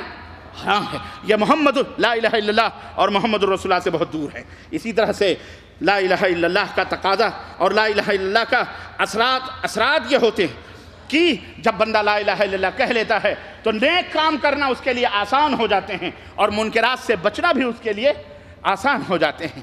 ہاں، اسے حلال اور حرام کی تمیز پیدا ہو جاتی ہے، اسے خبر ہو جاتی ہے حرام کیا ہے، حلال کیا ہے، منکر کیا ہے، محرمات کیا ہیں، اور معروف کیا ہے، بھلائی کیا ہے، خیر کیا ہے، کیا زکوٰۃ کیا ہوتی ہے، صدقہ اور خیرات کا اہمیت کیا ہوتی ہے، اور ایک کھجور کا ایک ٹکڑا کسی کو دے کر جہنم سے بچنے کا مزہ کتنا آتا ہے، ایک مومن کو پتہ ہوتا ہے، ایک غیر مومن کو اس کا پتہ نہیں ہوتا۔ حرام کیا ہے، سود وہ بھی کھا رہا ہے، حرام کھا رہا ہے، دوسروں کا خون چوس رہا ہے، رشوتیں لے رہا ہے، چوریاں کر رہا ہے، گردنیں کاٹ رہا ہے، جیب کاٹ رہا ہے، فحاشی کر رہا ہے، بدکاری کر رہا ہے، چکلوں پہ بیٹھی ہوئی عورتیں زناکاریاں فحاشیاں کر کے اپنا یہ جہنم بھرنے کے لیے اللہ کے اوپر بھروسہ چھوڑ کر، اللہ سے مدد مانگنا چھوڑ کر اپنے جسموں کو جسم پروشی کر کے روزی روٹی کماتے، یہ ایمان کا تقاضا نہیں ہوتا، یہ لا الہ الا اللہ کا تقاضا نہیں ہوتا۔ ایک مومن کو لا الہ الا اللہ نیک کام کرنا آسان ہو جاتا ہے اور منکرات کو چھوڑنا اس کے لیے سہل ہو جاتا ہے۔ کیوں؟ اس کے دل کے اندر پیدا ہوتا ہے اگر میں شراب پیوں گا میرا اللہ مجھ سے ناراض۔ ایک صحابی رسول اللہ کے نبی کی خدمت پہنچے، کہنے کہ اللہ کے نبی میرے اندر 4 عیب ہیں، آپ بتائیں ان 4 عیبوں میں سے کون سا عیب میں چھوڑ دوں جس کی وجہ سے میں سدھر جاؤں۔ اللہ کے نبی نے کہا کون کون سے عیب ہیں؟ اس نے کہا میں چوری بھی کرتا ہوں، میں شراب بھی پیتا ہوں، میں زنا بھی کرتا ہوں، اور میں جھوٹ بھی بولتا ہوں۔ یہ 4 عیب ہیں، تو مجھے کوئی ایک بتا دو میں چھوڑ دوں۔ اللہ کے نبی نے کہا جھوٹ بولنا چھوڑ دے۔ کہا جھوٹ بولنا چھوڑ دے۔ اس نے کہا بس، کہاں بس جھوٹ بولنا چھوڑ دے؟ کہا ٹھیک ہے، وعدہ کرنا۔ وعدہ کر لیا۔ دوسرے دن شام کا وقت ہوا، اس نے سوچا اب چوری کرنے سے تو اللہ کے نبی نے منع نہیں کیا، چلو چلتے ہیں، ہے نا، آج کسی کا صفایا کرتے ہیں۔ قدم گھر سے باہر نکالا چوری کرنے کی نیت سے۔ جب مقام پہ پہنچا چوری کرنے تو دل نے کہا کہ میاں تو چوری تو کر لے گا، لیکن اگر کل نبی کا سامنا ہوا اور نبی نے پوچھا ہاں میاں تم نے چوری کی تھی، تو جھوٹ بولو گے تو وعدہ خلافی ہوگی، سچ بولو گے تو کتنی بڑی ظلم کی بات ہے، بری بات ہے یہ، ہے نا، کیسے اعتراف کریں گے؟ تو پھر ہاتھ بھی کاٹ سکتے ہیں، ہاتھ بھی کاٹے جائیں گے۔ تو کہا پھر چھوڑ دینا، کائے کو چوری کرنا، جھوٹ نہیں بولنا۔ کہا چلو یار چوری نہیں کریں گے، چلو چوری نہیں کریں گے، چلتے ہیں شراب پیتے ہیں۔ شرارات بڑھی، دوست ملے، گئے شراب کی بھٹی کے دروازے پہنچے، کہا اچھا تو شراب پیے گا؟ ہاں، اور اگر کل نبی کا سامنا ہوا اور نبی نے پوچھا شراب پی تھی تو جھوٹ بولو گے تو پھر وعدہ خلافی ہوگی، اور تم نے نبی سے وعدہ کیا ہے جھوٹ نہیں بولیں گے۔ کہا یہ بھی بڑی مشکل کی بات ہے، چھوڑو چلو شراب ہی نہیں پئیں گے۔ کہ چلو چلتے ہیں اب فلانی حسینہ کے پاس، اس کے پہلو میں رات گزاریں گے، آرام سے عیش کریں گے، صبح ہوگی دیکھا جائے گا۔ گئے وہاں دروازے پہ دستک دی، دل میں خیال آیا ارے اگر ہم شراب پئیں گے تو اگر ہم اس سے حسینہ کے پاس جائیں گے رات کو، اور صبح اگر ہم نبی کے پاس گئے اور نبی نے ہم سے پوچھا ہاں زنا کیا تھا تو پھر کیا کہیں گے؟ اگر ہاں کریں گے تو مارے جائیں گے، نہ کریں گے تو وعدہ خلافی ہوگی۔ خلاص چلو اس کے پاس بھی نہیں جاتے ہیں۔ اللہ صبح کا وقت ہوا، فجر کے ٹائم نبی کے پیچھے نماز پڑھی۔ کہا آقا آپ نے تو ایک ایسا نسخہ بتا دیا، ایک جرم کے چھوڑنے سے سارے جرم میں نے چھوڑ دیے ہیں۔ آپ نے مجھے جھوٹ بولنے سے منع کیا تھا۔ اللہ کے نبی صلی اللہ علیہ وسلم سے کسی نے پوچھا اللہ کے نبی کیا مومن شرابی ہو سکتا ہے؟ آپ نے کہا ہاں ہو سکتا ہے۔ کہا زانی ہو سکتا ہے؟ کہا ہاں ہو سکتا ہے۔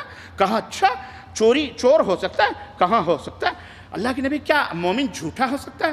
تو آپ نے فرمایا مومن جھوٹا نہیں، اللہ مومن جھوٹا اللہ۔ میرے بھائیوں، ایک جھوٹ سوچ رہے ہیں یہدی الی الفجور، اور یہ جہنم میں پہنچانے والے۔ آج ہماری زندگی جھوٹ پہ پنپ رہی، ہر چیز کے اندر بغیر جھوٹ کے، نہ ہماری بیوی، نہ ہمارے بچے، نہ ہم، نہ آپ، نہ ہمارا کام، نہ ہمارا بزنس، نہ ہماری تجارت، کہیں بھی بغیر جھوٹ کے۔ جھوٹ نہ بولو، سچ، مومن سچا ہوتا ہے، مومن سچا ہوتا ہے۔ عہد کرو کہ انشاءاللہ زندگی کے اندر ہمیشہ سچ بولیں گے انشاءاللہ۔ اور والصدق ینجی، اللہ کے حبیب کا اگر تمہیں یقین ہے کہ میرے حبیب نے جو بات کہی ہے وہ پختہ ہے تو یاد رکھو پیارے حبیب نے فرمایا کہ نجات اگر چاہتے ہو، کامیابی چاہتے ہو تو سچ بولو۔ سچائی میں نجات ہے، سچائی میں نجات ہے۔ وقتی طور پر حضرت یوسف علیہ السلام وقتی طور پر جھوٹ بولنے سے آدمی بچ تو ضرور جاتا ہے، لیکن وہ آگے چل کے پھنستا ہے۔ ایک جھوٹ کو سچ بنانے کے لیے انسان 100 جھوٹ بولتا ہے.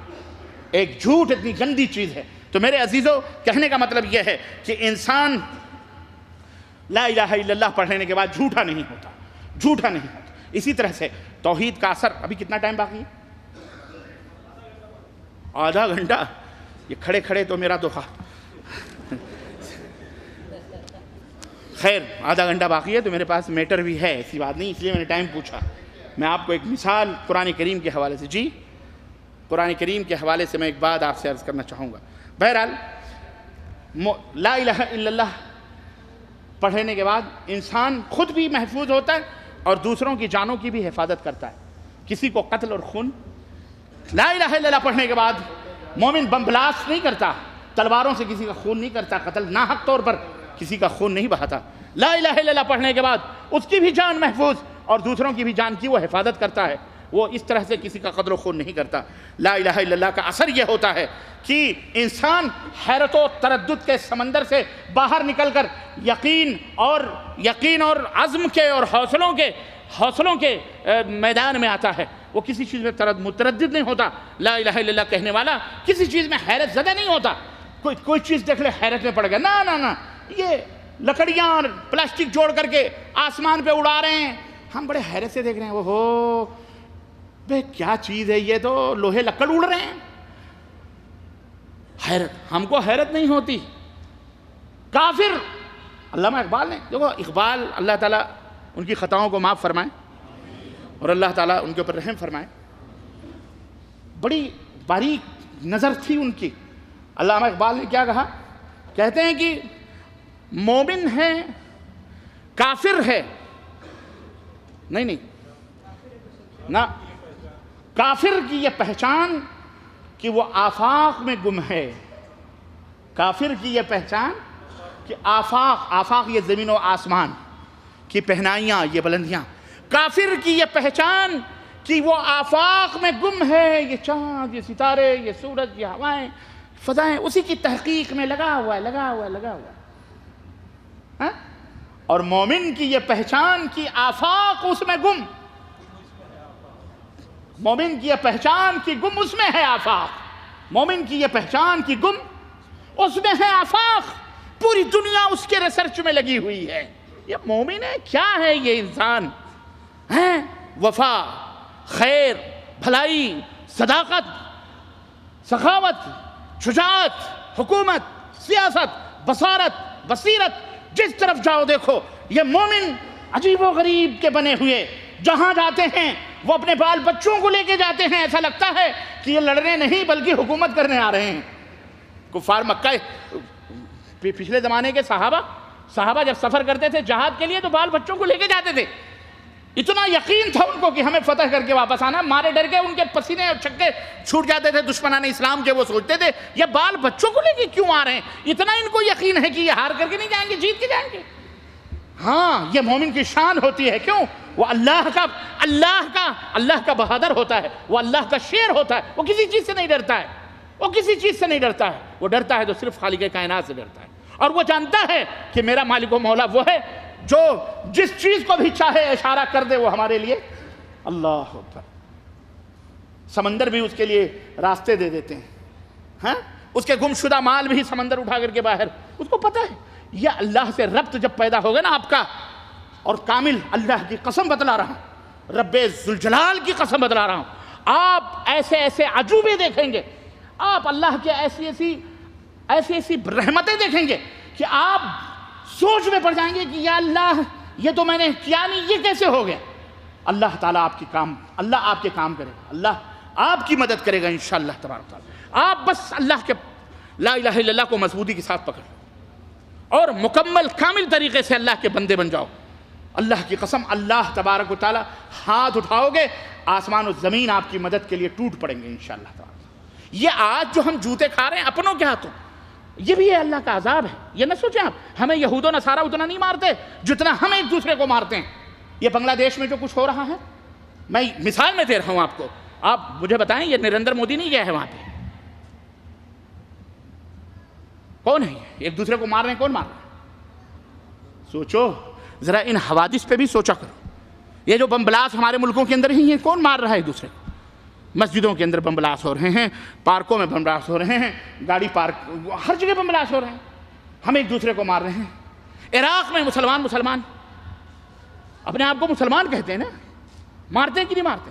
یہ کون ہے؟ یہ کیا ہے؟ یہ آپ نے کبھی سوچا یہ لا الہ الا اللہ محمد رسول اللہ پڑھنے والے لوگ، یہ لا الہ الا اللہ محمد رسول اللہ پڑھنے والے لوگ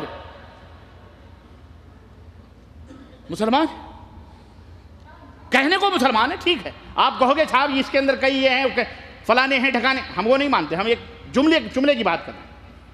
یہ اللہ کا عذاب ہے، کیوں؟ اس لیے کہ ہم لا الہ الا اللہ محمد رسول اللہ میں سچے نہیں ہیں، ہمارا ایمان سچا نہیں ہے، ہم جو کہتے ہیں اس میں جھوٹ بولتے ہیں۔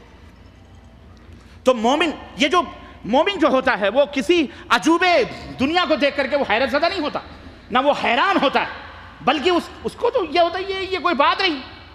آپ نے جہاز دیکھا، ارے اتنا بڑا سامان کنٹلوں اٹھا کے اڑتا ہے، ہم نے کہا یہ تو آج 1400 برس کے بعد بنا، ہمیں تو ہمارے اللہ نے قرآن کریم میں فرمایا سبحان الذی اسری بعبدہ لیلا من المسجد الحرام الی المسجد الاقصی، ہمارے رب نے تو کہا پاک ہے وہ ذات جو لے گئی اپنے بندے کو راتوں رات مسجد حرام سے مسجد اقصی تک۔ لمحے پلک جھپکنے میں پیارے نبی مکہ سے بیت المقدس اور بیت المقدس سے ساتوں آسمان اور زمین اور براق اور وہ عرش اور وہ کرسی اور وہ جنت اور وہ جہنم اور وہ نظارے، وہ گفتگو اور نمازوں کا فرض ہونا اور آنا اور جانا، پیارے نبی نے تو ایک لمحے بھر میں دیکھا۔ ابھی تو وہ مرحلے باقی، یہ تو لوہے لکڑ کے جوڑ کے پٹرول لگا کے ہے نا اوپر اڑاتا ہے۔ ہمارے نبی تو کہاں نہ پٹرول، نہ بنزین، نہ کچھ، پیارے نبی تو بہت پہلے چلے گئے تھے۔ ہمارے رب نے کہا فکر نہیں کرنا، کبھی ایسے ہیولے آئیں ابھی انسانوں کو جو ہم نے دماغ دیے ہیں، اگر یہ کبھی بنانے تو کبھی سوچ میں نہیں پڑنا، حیرت زدہ نہ ہونا، اپنے نبی کے اس معراج کے معجزے کو یاد کر لینا، ایمان تازہ ہو جائے گا۔ اور تو اور یہ تو بڑے بڑے لوہے لکڑ اڑ رہے ہیں، میرے رب نے، اللہ اکبر، ذرا غور کرو، یہاں کوئی نہ کوئی اللہ کی کوئی مخلوق یہاں اڑ رہی ہوگی، بڑی ننھی منھی سی، چھوٹی سی، آخر اس میں جان ہے کہ نہیں؟ اس میں رگ ہے کہ نہیں؟ اس میں خون ہے کہ نہیں؟ اس چھوٹے موٹے ننھے منھے مکھی سے بھی کم ترین بھنگے کے اندر سب کچھ فٹ ہے، کھاتا بھی ہے، پیتا بھی ہے، قضاء حاجت بھی کرتا ہوگا، خون بھی ہے، سب ہے، اسے نہ پٹرول کی فکر ہے نہ بنزین کی فکر ہے، یہی ماحول سے سب کچھ لے رہا ہے۔ یہ میرے رب نے بنایا۔ ایک مومن یہ سوچتا ہے میرا رب تو یہ کبھی ایسا بنا سکتا ہے؟ کبھی نہیں بنا سکتا۔ ہاں تو حیرت میں مومن نہیں پڑتا، کسی چیز میں حیرت میں نہیں پڑتا ہے۔ اس لیے یہ سائنسی جو اختراعات آپ دیکھ کر کے یہ تو ہمارے نے بہت پہلے یہ سب قرآن میں لکھا ہوا ہے، یہ تو ہمارے نبی نے سب بیان کر دیا، یہ کون سی بات رہی؟ انہوں نے زمین آسمان ادھر ادھر دیکھ کر کے تحقیقات کر لی، قرآن پڑھ کر کے، یہ کوئی حیرت کی بات نہیں ہے۔ اور مومن جو ہوتا ہے وہ، اللہ اکبر میرے عزیزو، بہت ساری اس کی وہ ہیں خوبیاں ہیں۔ میں ان خوبیوں کیا بتاؤں، میں قرآن کریم کے حوالے سے آخری بات میں آپ کو عرض کرنا چاہوں گا کہ کس طرح سے لا الہ الا اللہ انسان کے اندر تبدیلی پیدا کرتا ہے۔ آپ کو میں قرآن حضرت موسیٰ اور جادوگروں کے ان واقعات کی سمت لے کے چلتا ہوں۔ آپ یاد کرو، تھوڑی لمحے کے لیے تصور کرو کہ حضرت موسیٰ علیہ السلام اور جادوگروں کا باہمی مقابلہ ہوا اور فرعون نے وہ مقابلہ کروایا۔ قرآن کریم میں اللہ رب العزت نے اس کو ذکر کیا، وَجَاءَ السَّحَرَةُ فِرْعَوْنَ قَالُوا إِنَّ لَنَا لَأَجْرًا إِن كُنَّا نَحْنُ الْغَالِبِينَ قَالَ نَعَمْ وَإِنَّكُمْ لَمِنَ الْمُقَرَّبِينَ۔ مختصر، فرعون موسیٰ علیہ السلام کو زیر کرنے کے لیے، مقابلے کے لیے، اس دور جادوگروں کا تھا، تمام شہر کے جادوگروں کو بلایا، وہ کفار تھے سارے جادوگر، پہنچے فرعون کے دربار میں، کہا موسیٰ کا مقابلہ کرنا ہے۔ تاریخ میں آتا ہے تقریباً وہ کتنے تھے معلوم ہے؟ 70,000۔ جزاک اللہ، میں 7,000 کے چکر میں تھا۔ تفسیر ابن کثیر کے اندر یہ بات ابن حافظ ابن کثیر رحمۃ اللہ لکھی ہے کہ بعض روایتوں سے یہ ثابت ہوتا ہے 70,000 اور ان کے مقابلے میں تنہا حضرت موسیٰ علیہ السلام موحد، باقی سارے کے سارے کفار۔ سارے کے سارے مشرکین 70,000، اور ایک سے ایک جادو کے اندر یوں سمجھیے ماہر لوگ فرعون کے دربار میں پہنچے، اور فرعون سے کیا کہہ رہے ہیں وہ ذرا اسلوب، ذرا انداز اللہ رب العزت نے قرآن کریم میں نوٹ کیا ہے، ان کا کلام کیا کہہ رہے ہیں۔ آقا فرعون یہ بتلائیے حضور، ان لنا لاجرا ان كنا نحن الغالبین، اگر ہم نے موسیٰ کو شکست دے دی، ہرا دیا، تو ہمیں کچھ ملے گا؟ مال پانی کچھ ہے؟ کچھ دو گے، کچھ ملے گا؟ دیکھیں حرص اور ہوس اور لالچ کتنی گندی چیز ہوتی ہے۔ قال نعم انکم لمن المقربین، ہاں اگر تم نے انہیں شکست دے دی تو پھر تو وزارت کی کرسیاں آپ کے لیے انتظار کر رہی ہیں، آپ تو بڑے قریبی ہو جائیں گے، ہم مقربین، مقرب خاص ہو جائیں گے۔ اللہ رب العزت نے فرمایا وَأُلْقِيَ السَّحَرَةُ سَاجِدِينَ قَالُوا آمَنَّا بِرَبِّ الْعَالَمِينَ رَبِّ مُوسَىٰ وَهَارُونَ۔ اب خیر میں ایک منظر آپ کو دکھا رہا تھا، شرک سے پہلے، ایمان سے پہلے ان جادوگروں کی کیفیت کیا تھی۔ 70,000 کی وہ فرعون کے سامنے وہ دستے گدائی پھیلا کر یہ کہہ رہے تھے کہ اگر ہم جیت گئے تو ہمیں کچھ ملے گا کہ نہیں ملے گا۔ فرعون نے وعدہ کیا ہاں تمہیں مال و دولت۔ یہ ایک منظر ہے۔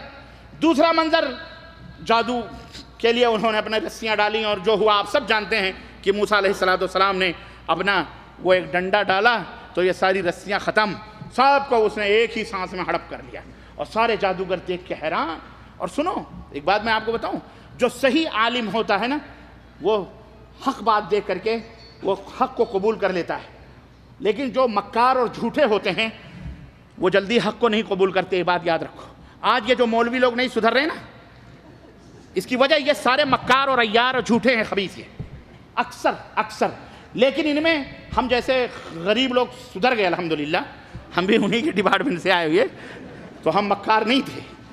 ہاں ہم دیکھتے تھے حقیقت کی نظروں سے، ہاں، اور ہمارے سامنے اگر ادھر ادھر کی کوئی فالتو باتیں کرتا ہے تو میں اس کو، شاہ صاحب جانتے ہیں کہ ایک انجینئر تھا، کہیں کا گیا ہوا تھا، اس نے کچھ بدتمیزی کری، ہم نے شیخ توصیف پتہ چلا کہ ان کا کوئی خیر ریاض کا کوئی پہچان وہچان کا، میں نے ان کو بلوایا، میں نے کہا اس کو بولو، اس کو، یہ انجینئر ہوگا، میں نے کہا یہ اگر صحیح راستے پہ ہوتا یہ مجھ سے پنگا نہیں لیتا، یہ ضرور بگڑا ہوا آدمی ہے اور یہ مجھے جانتا ہے، اس نے میرا نام سنا ہے اس لیے بدتمیزی کر رہا ہے، اس کو بتاؤ۔ اس کے سامنے میں نے کہا رب کی قسم ہے تمہارے جیسے لوگ میرے یہ گھٹنے چومتے تھے، میں نے چموایا ہے، ٹانگیں چموائی ہیں، آج تم مجھ سے جرأت کر رہے ہو گفتگو کرنے کی؟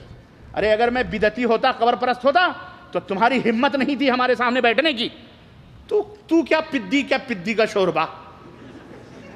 ابو احمد بحرین سے آئے ہیں، ہمارے توقیر بھائی بیٹھے ہیں بیچارے، آج مجھ سے پوچھ رہے تھے شیخ یہ پدی کا شوربہ، میرے بچے پوچھتے ہیں اس کا کیا مطلب ہے۔ خیر میں نے ان کو اس کا ڈیفینیشن اس کی بتا دی ہے۔ میں نے کہا تو کیا حیثیت، تیری کیا حیثیت ہے؟ ہم بریلوی تھے، اللہ کی قسم یہ گھٹنے چماتے تھے، ہم لوگ چومتے تھے، اور ہاتھ جوڑ کر کے اگر ہم ایک گھور دیں تو پیشاب خطا ہو جائے، وہ بھی ابھی داڑھی موچھ بھی نہیں آئی تھی، اس وقت کا عالم تھا۔ آج اگر ہوتا پھر یہ تو وہی بنگالی والی بات ہوتی کہ وہ بیچارہ تھا کوئی، اس کو کچھ جماعت کے لوگ آئے، کہنے لگے چلو جماعت میں نکلو، نماز پڑھو، ہے نا۔ اس نے کہا بھائی ہمارے کھیت باڑی ہیں، مرغی بچے ہیں، ہے نا، یہ مر جائیں گے۔ کہنے لگے نہیں، اللہ تعالیٰ ڈبل دے گا۔ وہ بیچارہ نکل گیا چلے میں، جب واپس آیا تو اس کے بیل جو تھے 2-3 جوڑیاں تھیں بیچاری مر گئیں، آیا تو دیکھا وہ بیل مر گئے، بڑا افسوس ہوا، بولے یار یہ چلے والے لے کے گئے اور دیکھو ہمارے بیل مر گئے۔ پھر دوبارہ کچھ مہینوں کے بعد چلہ پارٹی آئی، کہنے لگے کہ چلو چلے میں، کہنے لگے چلے جاؤ بھائی، ایک دفعہ گیا تھا میرے بیل ختم ہو گئے ہیں، اب یہ بھینس، یہ مرغی اور یہ بکریاں ہیں، اب میں نہیں مارنا چاہتا ان کو۔ کہا ارے کیسی تم باتیں کر رہے ہو، تمہارے دل میں شیطان ہے، اللہ امتحان لے رہا ہے، آزمائش ہے، چلو اللہ ڈبل دے دے گا، ٹربل دے دے گا۔ وہ بیچارہ ان کے ساتھ پھر چلا گیا۔ پھر 1-2 مہینے کے چلے کے بعد جب واپس ہوا تو آیا، دیکھا تو اس کی 2-3 بھینسیں تھیں، وہ پہلے ختم ہو چکی تھی۔ اس نے کہا اعوذ باللہ، یہ تو بجائے برکت کے یہ تو پوری ختم ہو رہی۔ خود 1 مہینے کے بعد پھر پارٹی پہنچ گئی، جھوری جھنڈی لے کر، مسلح تسبیح، کہنے لگے چلو چلے میں۔ کہنے لگے بھیا پہلے بیل گئے ہیں، بھینس بھی چلی گئی، اب یہ بکریاں ہیں، مرغیاں، میرے بچے مر جائیں گے، کہنے لگے نہیں اللہ دے گا، یہ کرے گا، یہ آزمائش ہے، تو ڈٹا رہے، استقامت کی راہ اختیار کر۔ کہا مل جائیں گے؟ بولے مل جائیں گے، چل۔ وہ گیا، واپس آیا، بکریاں غائب، بکری ختم۔ اب بڑا پریشان ہوا، افسوس میں بیٹھا ہوا تھا کہ بکریاں چلی گئیں، بھینسیں بھی چلی گئیں، بیل بھی چلے گئے، مرغا تھا ایک بیچارہ وہی۔ اب شام ہوئی تو وہ مرغے کے دروازے پر کھڑا ہوا، مرغے کو بلا رہا ہے کہ اندر آ جا، اندر آ جا۔ مرغا ادھر ادھر بھاگ رہا ہے، ادھر ادھر بھاگ رہا ہے۔ اب اس کے پیچھے دوڑ رہا ہے، بھائی آ جا آ جا۔ تنگ آ گیا، کہا آ جا، نہیں تو اب بھی اللہ اکبر کہا، ابھی نیت میں نے باندھی، تو تو ایک رکعت کا بھی نہیں ہے، تو ایک رکعت کا بھی نہیں ہے، اتنی نمازیں پڑھ پڑھ کر کے دیکھ کیا کیا ضائع ہو گئیں، تو ایک رکعت کا بھی نہیں، اب بھی نیت باندھوں گا، گیا تو کہاں۔ تو وہی بات ہے بھیا، یہ ہمارے سامنے نانی کے آگے ننیحال کا ذکر لوگ کرتے ہیں۔ ہم نے کہا ہمارے سامنے ان سے کہو، بعد میں شاہ صاحب نے اس کو سمجھایا یہ ایسی بات نہیں ہے۔ میں نے بولے دیکھیں یہ ایسی بات کر رہے ہیں۔ میں نے کہا تم بدعتی ہو، چوکھٹ چومنے والے مردہ پرست، ہمارے تلوے چاٹنے والے تم لوگ، ہم سے بات مت کرو۔ ہم آج اہل حدیث ہو گئے ہیں تو تم ہم سے آنکھ ملانے کی بات کر رہے ہو، ہم صبر کر لیتے ہیں، ہم برداشت کرنے والے ہو گئے، لا الہ الا اللہ کی عزت اور احترام کرتے ہیں، ورنہ ہم نے کیا کیا نہیں کیا ہے۔ ہمارے سامنے نانی کے آگے ننیحال کا تذکرہ نہیں کیا کرتے۔ خیر لے کے گئے، بعد میں اس کو سمجھا ہم جا کے لائے، بعد میں معافی اس نے مانگی ہوگی۔ بہرحال کہنے کا مطلب یہ ہے کہ یہ جو مشرک ہوتا ہے نا، یہ وہ جادوگر جو تھے، مشرک جو ہوتا ہے اس کے اندر جو چیزیں ہوتی بڑی عجیب و غریب، لالچ اور حرص اور ہوس۔ میں یہ کہہ رہا تھا جو حق پرست ہوتے ہیں علماء بھی، وہ حق کو دیکھ کر ایمان لے آتے ہیں، لیکن جو عیار اور مکار ہوتے ہیں، دنیا پرستی جن کا مقدر، جو صرف ہوس پرستی، کھانے پینے کے چکر میں، وہ جانتے ہیں حق کو، لیکن وہ یہ بھی جانتے ہیں کہ اگر ادھر ہو گیا تو پہلے تو مرغ مسلم ملتے تھے، ناشتہ بھی نصیب نہیں ہوگا۔ جو حق پرست ہوتے ہیں، باطل میں بھی رہتے ہیں، تو اللہ تعالیٰ انہیں ہدایت، جیسے حضرت عمر بن خطاب، تیز آدمی، ترار آدمی، ہمیشہ حق کو تلاش کرنے والے، لیکن ابو جہل مکار اور عیار خبیث مر گیا، مار ڈالا گیا، کبھی اسے حق نصیب نہیں۔ مکاری یا تو حکومت اور سرداری کی ہوس، جیسے ابو طالب، آبا اور اجداد پرستی کی، اخترت النار علی العار، کہا ابو جہل، ابو لہب نے، ابو طالب نے کہ مجھے آگ میں جانا پسند ہے، لیکن باپ داداؤں کی تان و تشنیع مجھے گوارا، قوم کی تان و تشنیع مجھے گوارا نہیں ہے۔ تو ایسے لوگ ہوتے ہیں۔ وہ جادوگر سمجھتے تھے یار جادو کی حقیقت یہ ہے، لیکن یہ بندہ جو ڈنڈا ڈال دیا اور ڈنڈا ڈال دیا، پورے ہمارے جادو ختم، تو یہ کوئی اور چیز ہے، یہ جادو نہیں ہے۔ وہ سمجھ گئے، وہ فوری طور پر سمجھ گئے، اور اللہ رب العزت نے فرمایا وَأُلْقِيَ السَّحَرَةُ سَاجِدِينَ قَالُوا آمَنَّا بِرَبِّ الْعَالَمِينَ، اور سارے جادوگر اسی میدان میں سجدے میں گر گئے اور کہنے لگے ہم رب العالمین پر ایمان لائے۔ کس پر ایمان لائے؟ آگے اللہ رب العزت نے فرمایا، انہوں نے کہا رب العالمین پر۔ فرعون کا تو خوشی سے، یا اس کے ماننے والوں کا تو خوشی سے بہت بڑا کلیجہ ہو گیا ہوگا کہ رب العالمین تو ہم ہی ہیں، تو گویا جادوگر ہمارے اوپر ایمان لے آئے۔ لیکن آگے انہوں نے کیا کہا؟ اللہ فرماتا ہے رب موسیٰ و ہارون، یہ اس کے خوابوں کا ملیا میٹ تھا۔ انہوں نے کہا وہ رب العالمین جو موسیٰ اور ہارون کا رب ہے، ہم اس کے اوپر ایمان لے آئے۔ ہاں آگے سنو، اللہ فرماتا قال فرعون آمنتم بھی قبل ان آذن لکم، ارے میرے حکم کے بغیر تم ایمان لے آئے؟ میں تمہارا پاک پروردگار، میں نے تمہیں حکم نہیں دیا تم ایمان لے آئے؟ اللہ اکبر۔ اس نے کہا ان ھذا لمکر مکرتموہ فی المدینہ، یہ تو بہت بڑی سازش ہے جو تم نے شہر میں کی ہے، لتخرجوا منہا اہلہا، تاکہ شہر کے لوگوں کو اپنے ساتھ لے کے جاؤ۔ یہ تم نے موسیٰ کے ساتھ مل کے ضرور سازش کی ہے۔ سارے جادوگروں کے اوپر پھٹ سے الزام لگا دیا، کہا تم موسیٰ کے ساتھ مل چکے ہو اور تم نے مل کے یہ تمام سب کام کیا ہے۔ فسوف تعلمون، تو تم ان قریب جانو گے تمہارا حشر کیا ہونے والا ہے۔ لَأُقَطِّعَنَّ أَيْدِيَكُمْ وَأَرْجُلَكُمْ مِنْ خِلَافٍ، الٹے ہاتھ اور پاؤں ہم تمہارے کاٹیں گے۔ ثُمَّ لَأُصَلِّبَنَّكُمْ أَجْمَعِينَ، پھر ہم تم سب کو اسی کھجور کے درخت کے اوپر، پھانسی کے اوپر الٹا لٹکائیں گے، الٹا لٹکائیں گے۔ یہ دھمکی دی کس نے؟ وقت کے بادشاہ نے، وقت کے فرعون نے، فوجوں سے بھرا ہوا دربار، پورا فل، جو اسلحے سے لیس، ہتھیاروں سے لیس، ان نہتھے بیچاروں کو اس نے یہ چیلنج کیا کہ ہم تمہارے ہاتھ پاؤں کٹوا کر رکھیں۔ اللہ سوچے، لیکن اب تو ایمان لے آئے تھے۔ اب ایمان لانے کے بعد تبدیلی دیکھیں، خوف اور دہشت کا اور حرص و ہوس کا عالم یہ تھا کہ جب فرعون کے دربار میں پہنچے تھے تو وہ مال و دولت کی ہوس ان کے دل کے اندر تھی، لیکن جب ایمان کی دولت سے مالا مال ہو گئے تو فرعون کی اس دھمکی کا جواب سنو کہ یہی بزدل اور یہی ہوس پرست جادوگر اب کیا جواب دے رہے ہیں اس فرعون کو جس کے دربار میں ہاتھ پھیلا کے بھیک مانگ رہے تھے کہ آقا کچھ ملے گا، کچھ دولت ملے گی، کچھ دان دچھڑا ملے گا ہم کو اگر ہم موسیٰ کو ہم نے شکست دے دی۔ اب ایمان کی دولت پانے کے بعد ان کا حال کیا ہے؟ قالوا انا الی ربنا منقلبون، سارے جادوگروں نے کہا پھر تو ہم، اگر تو ہمارے ساتھ ایسا سلوک کرے گا تو ہم اپنے رب کی طرف پلٹ کر کے جانے والے ہیں۔ وما تنقم منا الا ان آمنا بآیات ربنا، اور ہم سے جو تم یہ انتقام لے رہے ہو صرف اسی وجہ سے نا کہ ہم اپنے رب کے اوپر ایمان لے آئے ہیں۔ لما جاءتنا ربنا، جب ہمارے پاس اللہ کی آیتیں آ گئیں، ہم نے دیکھی نشانیاں اور ہم ایمان لے آئے، تم ہم اسی انتقام کے جذبے سے ہم کو قتل کرو گے؟ جاؤ، اس کی ہمیں کوئی پرواہ نہیں ہے۔